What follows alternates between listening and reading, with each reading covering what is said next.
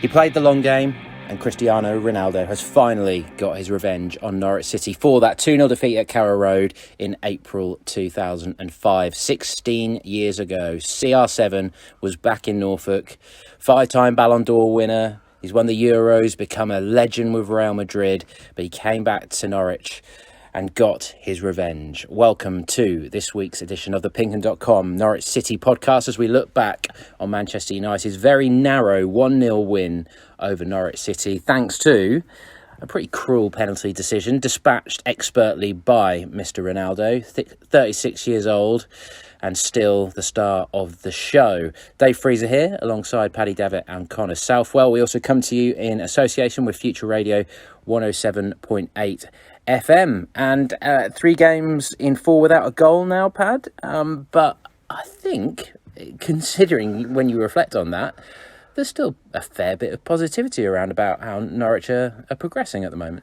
Oh, tremendous credit for me for that performance. Yeah, okay, the result and the lack of goals continues a bit of a worrying little theme since Dean Smith came in and everything seemed to be so positive. But for me, I can't. You can't really dig them out at all, and we've not even got into the adversity both prior to the game and then during the game in terms of the personnel and the depletion to the ranks that he's had to deal with to dredge that performance.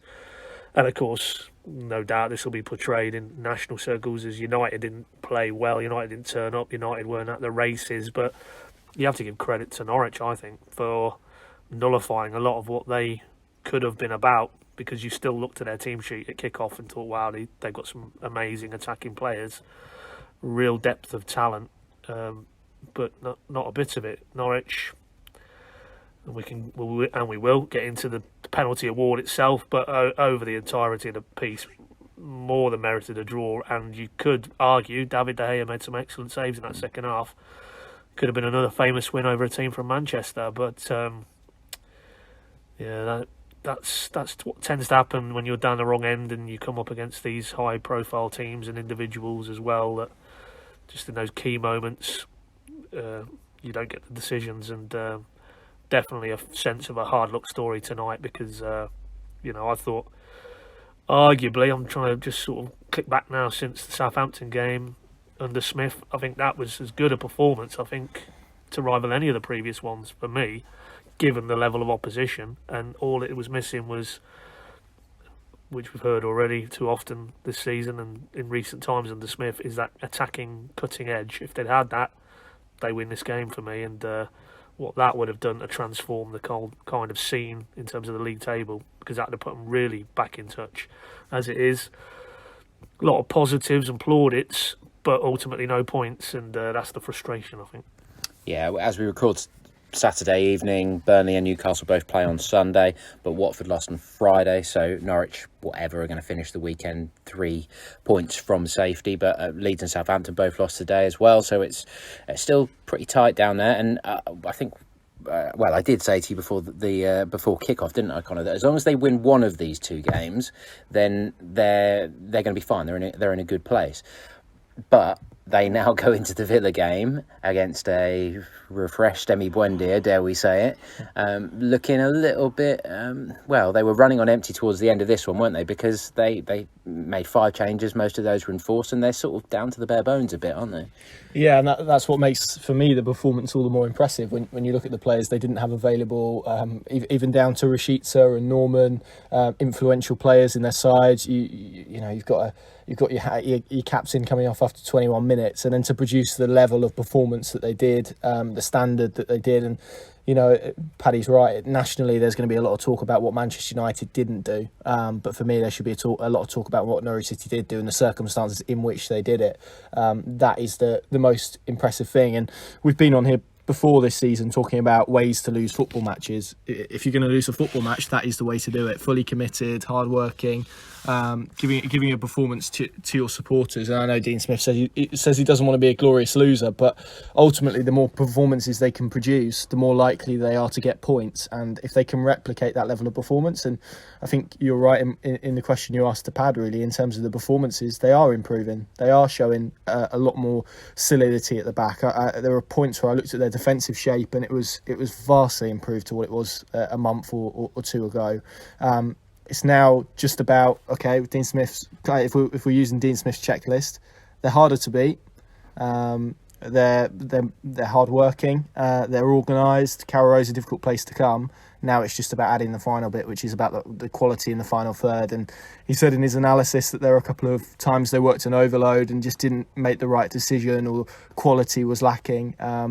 If they can just improve those moments, then I think we've got a team that looks a lot more like a Premier League team, dare I say it. And, you stretch that across however many games you've got left. I'm not very good at maths, so you might have to help me out. 20-something. Was that the 16th game? Yeah, so 22? 22. So 22 games left. They probably need 8 wins from that to stay up. But I think you'd probably say that's a lot more likely now than it was a month ago. So they're in the right direction. But ultimately what Smith says about being a glorious loser is right, because there will be a lot of people out there who goes, it's all very well and good, these performances and improvement, but if you're not picking up points, it's largely irrelevant, because points win prizes, don't they? So lots of positives. Just probably a little bit frustrating that they couldn't get the point, but I think the fact that we've left Carrow Road with David De Gea being man of the match and Ronaldo being forced to win a penalty to ensure that Manchester United, with their embarrassment of riches, they brought on Mason Greenwood in the second half, which is says a lot of the quality they have. They reduced them to very little, and I think every Norwich City fan will have left that game feeling very encouraged and very hopeful about perhaps where this season could go. It feels like they're singing off the same hymn sheet, at least. They're pulling in the right direction together, and I feel like the restart, the fresh start, has worked to a certain extent. And even if they do go down, as long as they're putting in this kind of committed performance, then I don't think people would have a huge problem with it. That's kind of where Norwich exists. We all hope that one day they can crack the code to somehow survive in the Premier League as a self-funded club, but we all know that the degree of difficulty in that regard is really high. But Ronaldo, what did he really do otherwise? He was a bit of a statue, wasn't he? He's all the criticism you've heard about him in the national media and about how he doesn't really press and things like that. It's remarkable that you think that Billy Gilmour was a toddler. He was 4 years old or whatever when he was here with Man United for that 2-0 defeat under Sir Alex and all that stuff all those years ago. But yeah, that United weren't anything special, I didn't think. They certainly were nowhere near the Chelsea or Man City or Liverpool teams that we saw in Norwich. I mean, the more you reflect actually on the opening weekend and how Norwich played against Liverpool, they actually played quite well in that game, and I dare say that Daniel Farke will look back on that and rue that day a little bit. Let's take it a little bit chronologically then, Pad, and just talk about those changes, because we've mentioned them, exacerbated totally by Grant Hanley having to go off in the 20th minute. But it was 5 changes. Williams, we knew, had to go out anyway because he was against his parent club, so couldn't feature. So Giannoulis came in for him. Gibson and Omar Bamandelli dropped out of the squad totally. Lys Malou and Ida on the bench. So that meant Kabak coming in to central defence, moving back to a 4-3-3. Rupp coming in for Lys Malou in midfield. Sargent actually played on the left as the protection for Giannoulis, almost as the part of the front three.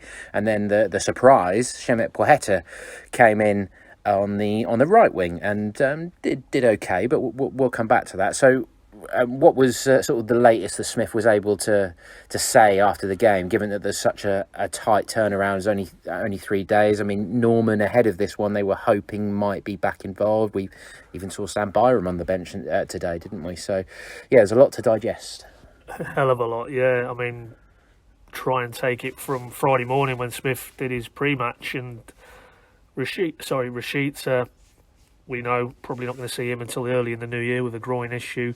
Norman, yes, they were hopeful that Man United would be the one they could target. Didn't quite come to pass. And on Friday morning, Dean Smith said, now depends how he feels over this weekend, whether Villa might come too soon. But if it isn't to be Villa, then you got the clear sense that is it West Ham away next weekend. So hopefully Norman should be back certainly by the West Ham fixture. And that was the situation. But of course then, tantalisingly, said there was a couple of other fitness issues and one or two players as well who feeling a little bit unwell and needed PCR tests. Well, taking that one first, Christos Zolis, he confirmed after the game, Connor had the piece earlier today on the PinkUn site, has tested positive for COVID, will now have to self-isolate in line with the regulations, so obviously unavailable today. We obviously would expect him to be unavailable for Villa, and then I think it will just depend really in terms of whether he's able to come back in for West Ham. And in terms of the knocks, well, quite clearly, when the team news dropped an hour before kick-off this afternoon, that was Ben Gibson, who felt his groin, Dean said after the game tonight, in the final training session on Friday. Didn't want to take any risks. Hopeful for Tuesday with him that he comes back in. And Omar Daly, problem in his lower back, I think Dean Smith said. He didn't really give any indication whether Tuesday would come too soon. But all of that, bad enough. You mapped out the changes that Dean Smith had to go with in his starting lineup, and then of course 20 minutes into the game, Big Grant goes to sort of block a Ronaldo air shot and then lands very awkwardly, and we all know he's a fairly robust figure of a man, and most of the weight he is carrying landed on his left elbow / shoulder. That was Ronaldo's fault really as well, wasn't it? Because he sort of chased after him and then just took him out from behind and fell on top of him, didn't he? He was obviously embarrassed by the complete haulix he made of that attempt on the half volley, but it looked like a classic Hanley thing at first, didn't it? A bit like the Grant Holt thing when he's good at buying a foul off a striker, isn't he? Yeah. Well, he did that. His first meaningful act was on the other side of the pitch, where he sort of I can't think who he shut down. It might have been Rashford, and that got his body in front, felt the contact, went down, got a free kick. But sadly on this occasion, it was a heavy old tumble. For me, alarm bells immediately, because he lay prone on the deck, and we know what type of character he is. If he's not hurt, he's getting back up again. It's almost an affront to his manhood. So straight away you felt this is a bad one. And then he did rejoin after a bit of physio consultation, but couldn't proceed, came off. And then towards the end of the game, there was a camera shot of him rather forlornly with his arm in a sling, watching the game from the mouth of the tunnel. Dean Smith said too early to tell. Of course it would be immediately after the game, but you have to think, even if it's on the minor end of the scale, and we say, and this is purely hypothetical, if it was a severe bruising rather than maybe a dislocation or ligament damage, that Tuesday's probably going to come too soon for him. And what you just hope now, given both Gibson and Omar Daly were not available tonight, that that isn't a long-term layoff with him, because that would be a hammer blow given what an influence he is. And all of that culminated in Mr. Versatile Jacob Sorensen being thrown into the fray alongside Ozan Kabak, who prior to tonight had very rarely featured under Smith, if at all. He wasn't even making squads ultimately. Omar Daly was the sort of go-to beyond Hanley and Gibson. So really feared for them when Sorensen appeared. Not a slight on that man, but as we saw last season, he can do a job, but it's not his position. But credit those two. I mean, they were excellent given the circumstances they were thrust into. And if the worst comes to the worst, and none of the other aforementioned are back for Tuesday, then it'll be those two again. And I certainly wouldn't be too unhappy if it is those two again. Because they showed enough tonight that they can at least provide adequate stopgap coverage. But for all those, I mean, I've literally spent about 5 minutes detailing every single injury and twist and turn, or in Zolis' case, COVID. And with all of that adversity, to still produce such a cohesive performance and deserve far more than they got in the end, great credit to Dean Smith, Shakespeare and their coaching prowess, but also to those players who came in as well, because no easy task. Jacob Sorensen, first ever Premier League start in his career, going on a centre-back position and try and mark Ronaldo and Rashford. I mean, that's a hard hand he was dealt, but boy did he take it in his stride. And if you're looking for positives beyond obviously the negative of the result, the way that he came in tonight, that could be a big thing for him moving forward in terms of his involvement at Premier League level for Norwich this season. Well, we'll come back round to them because, I think there were some real positives in there. Kabak and Sorensen. Rupp had a very good first half. Certainly Krul had some really important things. But let's discuss the penalty first. Let's sort of get that out of the way. We've all watched it back a few times now, haven't we? And the main thing for me was it just seemed naive from Max. And then when you see the penalty back, Ronaldo is not winning that ball, is he? No, he isn't. It is a penalty, I think, ultimately. And I'll use my classic gauge, which if that's at the other end, then you want it given, I think, irrespective if Ronaldo's getting the ball or if he isn't. I take Dean Smith's point that you need to make contact with him, but you don't need to make contact with him by putting your arm around his neck, basically. And yes, he does fall theatrically, but that's what Ronaldo does. That's what, I was trying to phrase it a bit more diplomatically than that, but yeah, you're right. It is what he does, and that's why they were willing to have 74 minutes of him being a statue, because he produces a moment like that. And to be honest, if he was ever going to score, it was going to be a free shot from 12 yards, wasn't it? So it's just a really silly mistake, I think, from Max. I can understand why he's done it, because we all know the leap that Ronaldo has on him. I mean, there was one moment after that where he basically jumped over Billy Gilmore. It was almost like watching a pole vaulter in action. He completely cleared his head. So nearly hurt himself, didn't he? Yeah, he did. So that goes to show the leap that he does have. But yeah, he was never getting to the ball. I get the point. I'm not sure really if it would be given at the other end, but that's just because Norwich don't naturally make as much fuss as Manchester United or the big teams tend to do. There was a handball, I felt, shortly after Gilmore fires a shot in, and Fred seems to move his arms away from his body. No one really appeals for it, and for me, I think if they make a bigger noise of that, they at least get it to VAR. So that's one from Rashford in the first half, wasn't it? And we were all looking at each other like, is he serious? Like he was appealing for a penalty, wasn't he? And that's what big clubs do, don't they? They appeal for everything. It's what they do, and it was almost like if you were wearing red, you were sort of immune from getting a yellow card as well. It's incredible. I mean, McTominay made 6-7 fouls and just didn't get a booking. So you have to be sly, you have to be clever, and it's those kind of dark arts that I think maybe Norwich fans want to see a bit more of from their team at times. As I said, that penalty appeal, maybe appealing for things more generally. There are a couple of nice free kicks that they can win here and there, but compared to what United do, it's on a different scale. But they've always done that, haven't they? And I think ultimately it probably was a penalty. Once you strip away the theatrics, Max Aarons has his hands in a place that they don't need to be in. Whereas you say, I don't think the ball's reaching him anyway. It's naive, and it's cost them a point in the end, I think. Yeah, do you concur with that, Pad? I mean, Max will probably say, and Dean Smith sort of said this a bit, didn't he, that there are plenty of strikers who you put your arm on their neck very lightly, like you do like that, they probably would just brush it off and wouldn't even think about it going down. But Ronaldo, as soon as he was touched, he was down on the floor, and the way it almost ended up looking like Max has dragged him to the floor quite violently, and it wasn't really that instant, was it? No. Oh, we just missed the wink, didn't we? If you go back to Wayne Rooney and England-Portugal encounter, but and he's done that all through his career. Connor's right. You could call it a form of cheating. I mean, he would say it's just very, very good gamesmanship on his behalf, and ultimately you break the game down. They got back on the coach, they've won the game, 3 points he scores.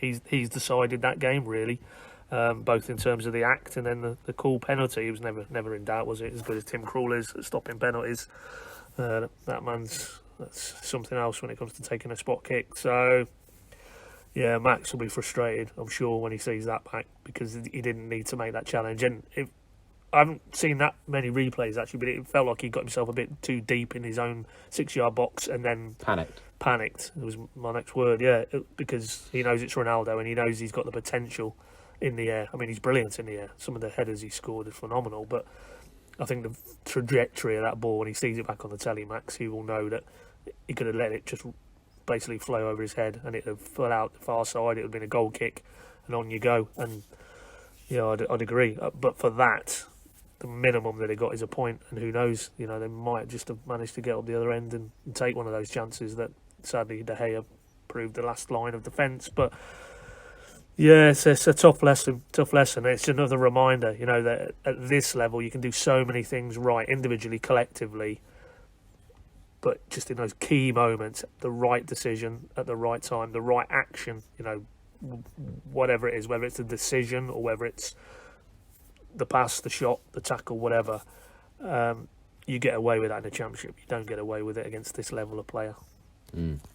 Right, well, talking of somebody who's good in the air, let's talk about Ozan Kabak, who I gave my man of the match to in my video verdict. Thought that was his best performance so far in a Norwich shirt. I thought he was pretty dominant in the air. I mean, very close to scoring a goal, forced an excellent save from David De Gea, obviously then partnered by Jacob Sorensen, but we've seen, well, those two particularly are both quite modern centre-backs, if you consider Sorensen as a centre-back in this debate, because they're good on the ball, aren't they? And I think he's, if Kabak keeps playing like that, he's going to take some shifting, and that's probably saying a fair bit, given that Ben Gibson had hit a bit of a decent seam of form recently, hasn't he? So he's going to be particularly gutted that he's had an ill-timed injury. But who was the one that stood out for you, Connor?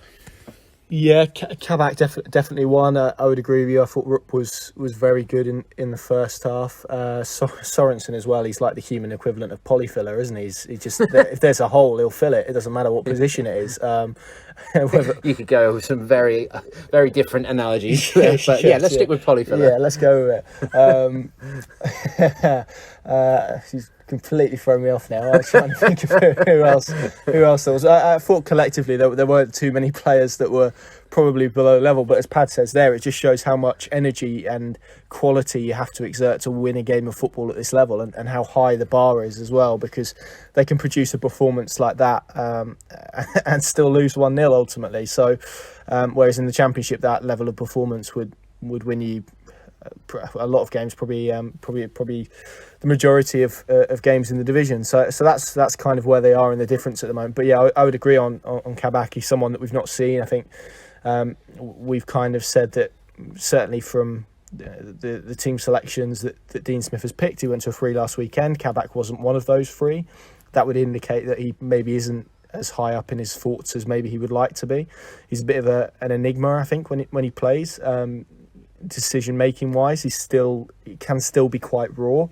I think the fact that maybe Smith has simplified it and said, actually, we don't want you to run out of the back with the ball. We don't want you to play those passes. Basically, when he looks good because he didn't really have time on the ball, and I think that's maybe the interesting point, because he steps out of the back at times, and when he does that, he's quite impressive, and he picks his moments to do that quite intelligently. But when he's actually in possession of it, he looks like he wants to, similar to the run against Burnley, he looks like he wants to do that every time he picks up the ball, and it's just learning, I think, about the times that you can do that and you can't do that. And if anyone's going to teach him that, then it will be Dean Smith and Craig Shakespeare, I think. So there's definitely a player in there, and I think when he produces that level of performance, you look at him and you go, yeah, okay, I can understand why Jurgen Klopp and Liverpool liked him and decided to take him. By the same token, when he produces the level of performance we saw against Leeds, it's easy to see maybe why Schalke aren't so keen on him. So somewhere in between those two, we need to find a level of consistency with him, and hopefully now, and we said Grant Hanley's injury, probably, to me it looked like a dislocated shoulder, but I'm no physio, so if it is, then you'd imagine it'll be a few weeks. So he may just get an opportunity, and it was opportunity knocks for him. And I thought he delivered. There was that moment, wasn't there, in the second half where Rashford, although he was offside, went driving through on goal, and he produced a brilliant sort of last-ditch challenge. But also his quality on set pieces as well. He got on a couple of on the end of those. There was one that De Gea had to produce a brilliant save from, and there was one late on as well where he was offside. So. I liked what I saw, but like I said, the main thing now is consistency with him, because I don't think quality is an issue. It's just maybe smoothing out some of the rough edges that he's got. Yeah, he's maturing, isn't he? I think the only thing Schalke are interested in is how much money they can make out of him. Very true, very true. But he was drifting, if we're honest. You know, if you go a few games back, he had the glandular fever, which actually dipped him out of things. But people weren't banging down the door in terms of fans for Kabak to be starting, were they? They weren't saying, no, Kabak's got to be ahead of Hanley or whatever. He's still young. He's still 21, but I feel like he is at a point where if he's to have a Premier League future, if he's going to be back playing Champions League football one day, like he was not very long ago, he was April, he was playing in the Champions League quarter-final against Real Madrid. If he wants to get back to that sort of level and he wants to force his way into a starting role for Turkey, which he doesn't have at the moment, then this is the kind of performance that he's got to be putting in going forward consistently, and if he does continue to keep up that kind of form and flourish from here, then Norwich have obviously got a serious asset on their hands. So it'd be very interesting to see. While you were talking about the shoulder there, it reminded me Hugill did something very similar last season, didn't he, at Borough, where he ended up playing on, and if I'm remembering correctly, I think they'd said that initially he'd be out for a month or 6 weeks, but he came back sooner than expected, and he was back on the bench within about 3 weeks, something like that, wasn't he? Because I think Pookie got injured as well, didn't he? So he managed to come back and sort of help out at the time. But I'd have to go back and check that. But regardless, yes, I think you're right in that if you dislocate your shoulder like that, you can damage ligaments, can't you? And then you worst case scenario, you have to have surgery. Hopefully not, and you can get back reasonably soon. But that is clearly going to be a big worry for Hanley moving forward. So Kabak continuing to hit that level could be very important. But as Pad said earlier, I wouldn't have any great worries if Sorensen and Kabak are the starting pair on Tuesday night against Villa. Maybe it's better just to tell Sorensen to go and follow Buendia around the pitch. Do what Neil Warnock did with their right back. Who was it? Darnell Johnson? Fisher, that's it, yeah. He just told him to follow Buendia the whole game, didn't he? And it worked. Just tell Sorensen to mark Buendia. And finally, Pad, who stood out most for you? Because we mentioned a few names there, haven't we? Yeah, I think I can't think of anybody really now. Let me think. No, I think Kabak, definitely. I liked Giannoulis's work. I thought there was a better balance between his attacking and his defensive work. Not perfect by any manner of means, but he looked like a little bit like Kabak. These are guys who desperate for an opportunity. They got one tonight. A huge, high-profile fixture, world-class attacking options. Beamed around the world. They would have wanted to perform today, and I felt both of them took a step forward. And obviously, we mentioned Sorensen as well. But you could go front to back really and pick out positive elements to most of those individual performances because it needed that. It needed that collective, as Dean Smith said on Friday. It needed 8 out of 10s for Norwich to get the result, and probably in the final analysis, maybe it was a 7 out of 10, or too many 7 out of 10s, but 7 is still a decent base to work from. But I can't think. I mean, Tim Krul made 1 or 2 good saves in the first half, but those were the key ones, weren't they? I think Kabak, Giannoulis for me, and obviously Sorensen as well. And it's encouraging. It's encouraging because if Norwich are really going to get to the point where they're going to be competitive for the majority of the season, as is now being proven, it'll be about the depth of quality in the squad because, as has been proven, you're without players like Norman and Rashica, and I think if with a fair wind, from what we've seen so far, you'd put both of those into your 11. If you're without Hanley for any length of time as well now, that's a big miss as well. So that's a good start, but it is only a start, and it's probably easier to get yourself up for Ronaldo and Manchester United than maybe it is, with no disrespect to them, to Aston Villa, despite all the subplots around that game. So one swallow doesn't make a summer, as the saying goes, I think. So and my concern now, without wanting to get too much into the Villa game, is can they dredge that energy and intensity and belief with such a quick relatively turnaround as well. I think it's going to be very tough now with the issues around players to get that level of committed performance again on Tuesday night. That they're really going to have to look at the recovery phase now over these next sort of 24, 48 hours. Yeah, it was interesting. There was a training game on the pitch afterwards, wasn't there? In the pouring rain, Craig Shakespeare had all the subs going for a match, a small-sided match. They had Tom Dixon-Peters from the academy joining in, Brandon Williams as well, Cantwell and Lise Malou both were taking part as well because they played about 15, 20 minutes. So I guess that was with a view to Tuesday, to making sure all those guys are sharp and available. Byram obviously hasn't played football properly for a long time. Jonathan Tonkinson is only just back from an injury himself for the under-23s, just signed a new contract as well, hasn't he? So he doesn't really have, he doesn't have any first-team experience yet, does he? Did he come on in a game? Did he played in pre-season, didn't he? Pre-season, that's what I'm thinking of, isn't it? Yeah. But, yeah. Anyway, 8 out of 10s. 4 of them got an 8 out of 10 in my ratings for the video. Kabak, Rupp, Sorensen and Krul. Rupp was excellent first half, and I think at the moment he's ahead of Lys Malou quite clearly. All day long. Yeah, Lys Malou has got to find another gear, because he is looking like almost like Rashica was at the start of the season, in terms of you thinking, is this guy going to pick up the Premier League rhythm and the pace? You know, this was a guy who was playing at a good level in France. He was playing for Nice, sort of top half team every year, and he was a regular. He wore the captain's armband for them. He's an experienced player over there. At the moment, he's just not hitting his straps, and he didn't. Well, there were a couple of bad moments, really. He got booked, obviously, in injury time. He very nearly conceded a penalty, although he was clearing up after Cantwell, really. So those two didn't have the best of days. I don't want to go over Sargent again, because I know you guys did that in the Monday Night Club, which is the new part of for PinkUn Plus subscribers, where we focus in on one particular subject. So keep an eye out on that. We put that out Monday, unsurprisingly, but it's essentially the PinkUn Podcast Extra Time, so that'll be out Monday night. The other player I wanted to touch on, though, was Poeta, who we did mention earlier, was the surprise. Played on the right, his first Premier League start, only his second start of the season, because he played for Poland against San Marino, which was a bit of a free hit for him, wasn't he? Got an assist that day. And his first start for Norwich since February, since the game at Swansea, which kind of finished his season, really, didn't he? He'd had a little run in the team where he just wasn't convincing, and he looked so lacking in confidence and things like that. So, yeah, what do you make of him, Connor? I thought he did okay. There was part of me in the first half, I'll admit, that wondered if they'd put him on the right wing so they could almost coach him through it. But there were a couple of times positionally where he just got a bit lost, and defensively let a man go and stuff like that. But overall, I thought it was pretty good. He didn't look.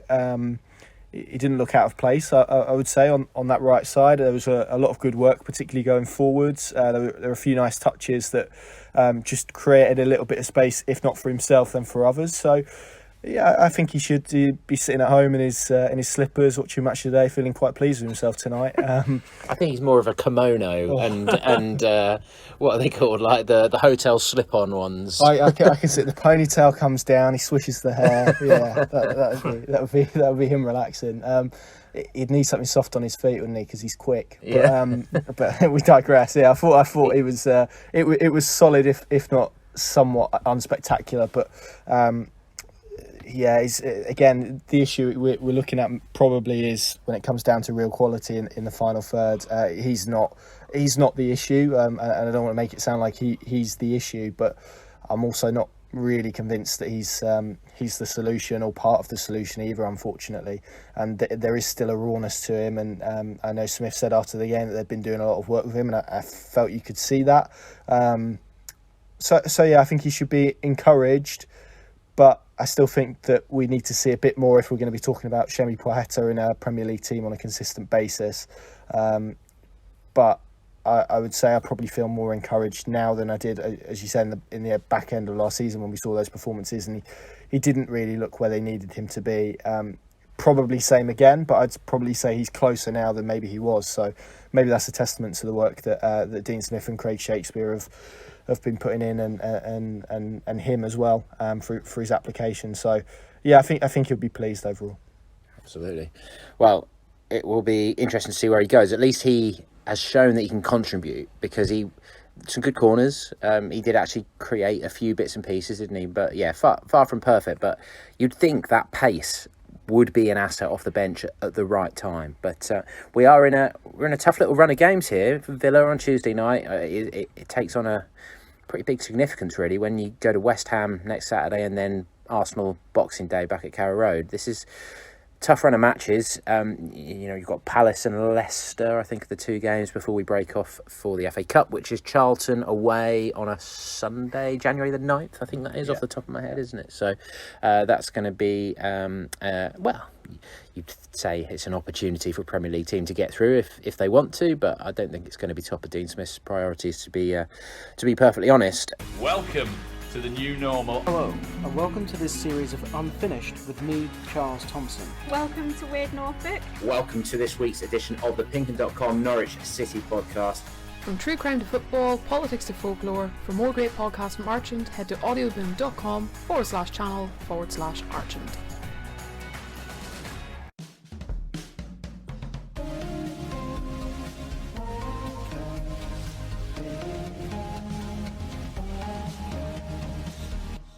Top of the priorities for everyone, and a name that we've already said on the podcast and is going to be said a great deal more in the next few days.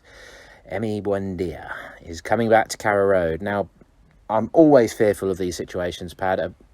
Particularly a reigning player of the season, as Andy Marshall was, I believe, if I'm remembering that correctly, when he came back to Carrow Road. That was the first season after he'd joined Ipswich.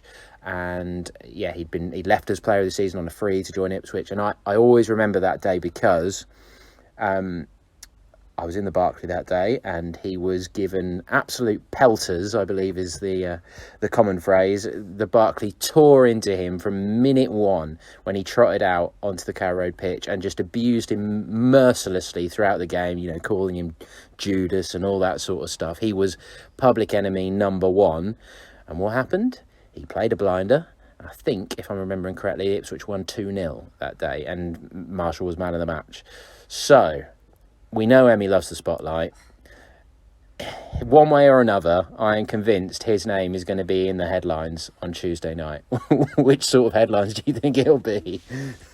Well, I mean, am I right in saying, Connie, did you say he didn't feature for Villa this afternoon? They were at Liverpool and they got beat 1-0. Came on for the final 20 minutes. He came on, did he? Right, okay. So, yeah, I don't know what to... Yeah, if you're Gerrard and you know all the backstory, then you start him Tuesday night and wind him up and watch him go. And, I mean, it's not, to draw the parallel with Marshall, it's not a player who's left under a cloud or bad terms. I mean, phenomenal player for Norwich on the pitch and financially, for what they paid, even with the promotion bonus top-up that went to Hetafe.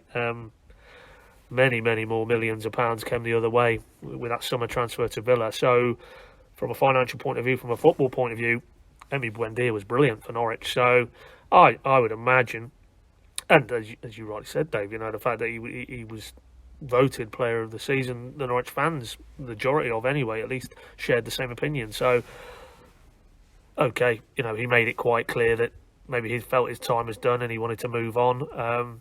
And there may be some who hold that against him, but I think ultimately most Norwich fans would say that the fact is he could have gone maybe when they got relegated the previous time in the Premier League, but he stayed and not only played his part, played a leading part. He was one of, if not the single biggest reason why they came back in the manner they did. His goals and assist count were frightening from a player who isn't an out and out forward, as we know. But so I think on balance he should get an excellent reception, but ultimately a little bit like Maddison has found now as time has gone on. The first couple of times with Leicester, he was fated. I remember, I think the first game actually was away at Leicester, and every time he went to take a corner in front of that away end, they were clapping him, kind of thing. I don't think we'll kind of get to that levels when, if he's on the pitch and there's a corner down in the snake pit end, I don't suddenly see them rising to a man, woman and child to applaud him as he takes a corner for Villa. So, but certainly maybe when his name was read out at the beginning, if he's in the lineup, give him the applause he's due. But thereafter, basically run over the top of him and Aston Villa if you're a Norwich person, and just hope against hope that he doesn't view it as I'm back at Carrow Road and I want to show these people how good I was. But I don't see that being in his makeup, because I don't think it ended on a toxic level. He was brilliant for Norwich, and Norwich were brilliant for him. So I think everybody won in that particular relationship, and the best outcome, he plays well, but Norwich win the game. I think let's all hope that's the case come Tuesday night. There was that awkward moment with Maddison in the 1-1 draw, wasn't there, when he sort of squared up to Tete, and then he was like, "Oh, it's Alex Tete. I don't want to square it to Alex." And they almost sort of laughed it off in the end, didn't they? And he was a little bit aggy a few times in that game, and That's the thing with Buendia, is that he is that type, isn't he? He is wholehearted. He's going to go for it full bore, and all he will want to do is win that game and be the star of the show, because that's what he wants to do every single game. He's still trying to persuade the Villa fans, frankly, isn't he, that he is worth 38 million pound deal, 33 million up front, more than doubled his wages. I think on paper it was a perfectly sensible move for him, and he was unreal last year. He was unplayable at times. He was such a delight to watch play football, and he was better than Maddison was. I don't think there's any doubt about that in terms of one season, and just in terms of numbers, he was more productive than Maddison was in that one excellent season with Norwich as well. So the way I would like to see it approached, I don't think it will happen, because I think some people will boo him just because it's sort of a natural instinct. But I think you've got to kill him with kindness. I think you've got to, applaud him onto the pitch, cheer his name, not let him get wound up, because he's got a temper on him, hasn't he? From a fan's point of view. From the player's point of view, poke him in the ribs at a corner, say something in his ear, do whatever you can to wind him up, because that's on the football pitch. But from a supporter's point of view, I don't think you want to give him any extra motivation, because he is capable of destroying Norwich if he wants to. Yeah, it's a shame. Well, obviously we don't know, but presumably Grant Hanley's not going to be on the pitch, because yeah, good point. You'd imagine he'd have relished that particular tussle, and as you say, well, we've seen it a few times. He's capable when the red mist descends. Often that ends in a red card. So there is that side as well, which maybe Norwich City players will know how to get at, maybe a lot easier than other teams will. But yeah, I mean, what a talent! What a talent! It was criminal, really, that he was ever a Championship footballer, to be completely honest. And it will take time, naturally, I think, for him to show what he is at Aston Villa. He's had a change of manager. It's a team that's a bit in transition. They spent a lot of money. Obviously, Dean Smith ultimately paid the price for that. But yeah, I think he will get a positive reception, because what he did last season, I would be hard pressed, particularly since I've been covering Norwich City, for an individual player to have as good a season as he had. I can't really think of any off the top of my head. I suppose you'd probably be going back to maybe Grant Holt and what he did.